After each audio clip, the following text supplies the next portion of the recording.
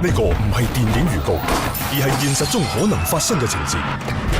遇上暴力襲擊，謹記閃避求。梗係準備求啦。按安全路線盡快離開。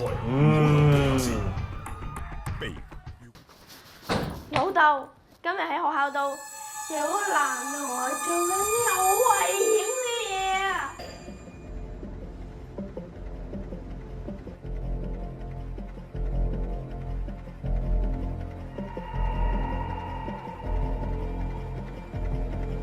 老師又唔喺度，你喺呢度做緊啲咩嘢咧？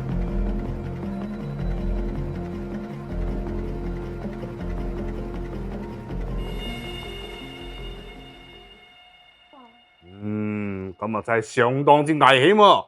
咁你有冇用到我教你嘅閃避求嘅策略啊？咁你有我幾時閃開啊？有。咁就冇有齊勁啦！你以前教我緊急嘅時候要揾個安全路線逃出噶嘛，唔好停留拍攝啊嘛，我所以咪走咗咯。做得非常之唔錯。不過呢，我仲喺樓梯度再撞到佢一次啊！唔係啊嘛？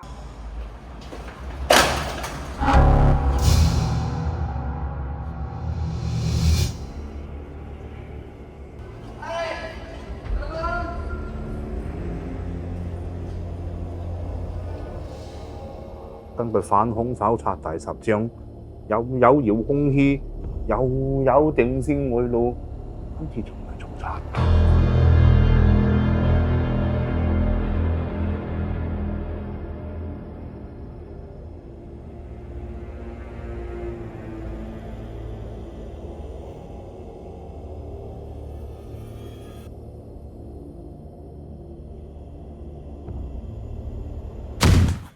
哇！咁仲成世界嘅？好彩我平時有教你閃避求啫。咁你有冇啲人安全嘅地方求救同埋匿埋啊？所以咪翻到嚟最安全嘅屋企揾你求救咯。不愧係我個女，做得好，唔係咁猖狂啊嘛！女唔使驚，等老豆出去睇下，你匿喺我後面。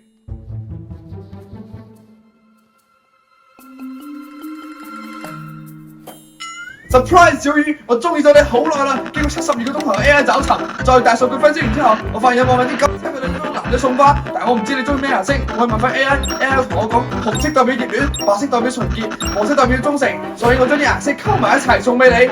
但係 AI 提醒我，有3個青色嘅女仔都會花粉過敏，所以我準備咗個機械花送俾你，你中唔中意啊？真係恐怖分子喎！不過好彩，你有用到我教你嘅閃避球，識得去處理同埋點樣去避開。就算如果真嘅話，都唔使驚啲咁真嘅恐怖分子啦。